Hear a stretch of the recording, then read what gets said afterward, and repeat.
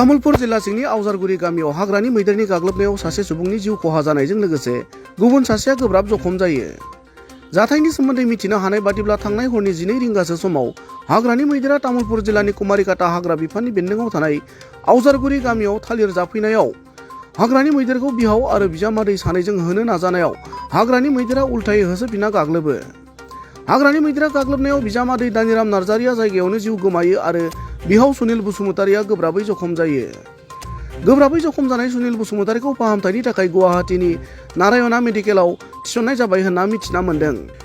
गुबुन फारसेथिं हाग्रानि मैदेरजों गाथारजानाय दानिराम नार्जारिया बिसि भबानी बसुमतारिजों लोगोसे रश्मि बसुमतारि आरो खुसि बसुमतारि मुंनि सानै फिसाजोखौ नागारलांबाय। बे जाथायखौ लानानै ओनसोल नाङैनो समखिखांनाय सोमजिदों। मानोना थांनाय गोलाव समनिफ्राय हाग्रानि मैदेरा भारत भुटान सीमा ओनसोलनि बगाजुलि, गुवाबारि, नागापुर बायदि जायगायाव सम सम सुबुंनि जिउ खहा खालामबोबाय थानाय जाथाय जाबोदों। बेनिखायनो मैदेरजों गाथारजानाय नखरनो सोरखारा आरो हाग्रा बिफाना अनसुंथाइ होनायजों लोगोसे हाग्रानि मैदेरखौ होबथानाय राहा लानांगौ होनना खावलायदों। मैदेरा फैनानै न' खाथियाव थालि जाफैदों। थारमाने न'फोरखौ माबा मोनसे खालामजानो गिनानै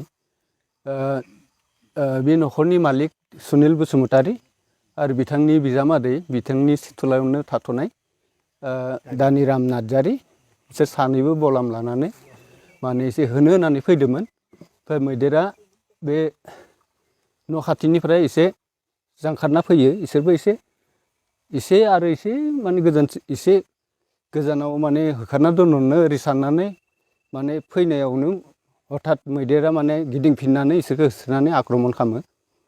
बेयाव आक्रमनाव जोबोद दुखु मोनो सानैबो आरो दुखु मोननायनि जाहोनाव सासेयाथ' थैबायानोसै।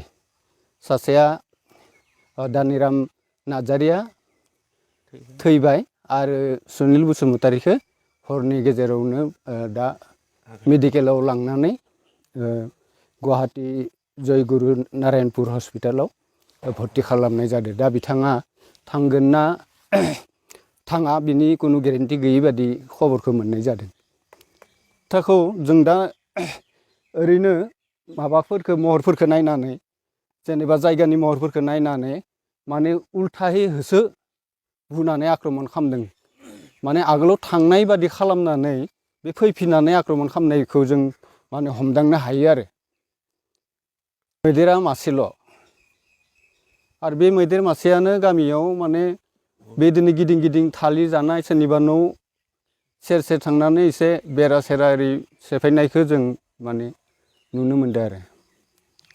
दा आङो माने आसा खालामो जोंहा ई फरेस्ट डिपार्टमेन्टखौ जाहाथे जे दुखुथिया न'खरा जाबादि जाथाय जालांबाय दा जाय दानिराम नार्जारिया थैलांबाय बिथाङा सासे गावनि बिसि आरो हिन्जावसा खुदिया सानै गालांनाय जाबाय। जाहाथे सरकारा अननानै बिथांमोननो सरकारनि आयेन बायदियै माने अनसुंथाइखौ होयो। आं बेखौनो सरकारनि खाथियाव खावलाय। আজি ৰাতি 12:30 মান হ'ল। সেই সময়ত হাতীটো মানে সি উত্তৰ ফালৰ পৰা পাহাৰ কিনাৰৰ পৰা স্বৰ্গপুৰ গাঁৱৰ পৰা ইফালে মানে খেদা খেদি কৰি আছিল আৰু মানে শব্দ শুনা গৈছে হাতী খেদাৰ। তাৰপিছতে অলপ খন্তেক আধা ঘণ্টামান পিছতে মানে ইয়াতে হাল্লাটো শুনিলোঁ। এই সুনীল বসুমতাৰীৰ ঘৰত হাল্লাটো শুনিলোঁ।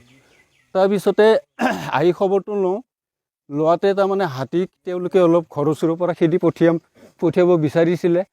অলপ হাতীটোও গৈছিলে। তাৰপিছত ওলোটাই আহি তেওঁলোকক দুজনকো আক্ৰমণ কৰে। আক্ৰমণত বেয়াকৈ দুয়োজনে আঘাত হয়। তাৰপিছত দুয়োজনকে হস্পিটেললৈ লৈ যোৱা হৈছিলে।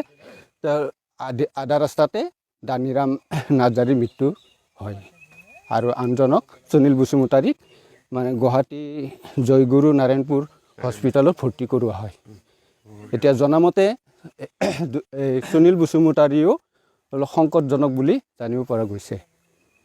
তো এটাই আছিল মানে এই এটা হাতীয়ে এটা বুলি আমি কেনেকৈ জানো তাৰমানে এটা হাতী মানে গাঁওখনত ইফালৰ পৰা সিফালে ঘূৰা ঘূৰি কৰি আছে এটাই দেখি আছোঁ। সেইকাৰণে এটাই আৰু ইয়াতো মানে যিটো কিবা ঘৰৰ মানুহবোৰ আৰু ছোৱালীজনী বোলে এই চোতালৰ পৰা চাই পঠিয়াই আছিলে, এটাই দেখা পাইছে। জনোৱা হৈছে, চৰকাৰৰ মানুহ ফৰেষ্টৰ মানুহ আহিছে, ফটো চটো কৰিছে আৰু তেওঁলোকে মানে এই কৰি কিবাটো লৈ গৈছে আৰু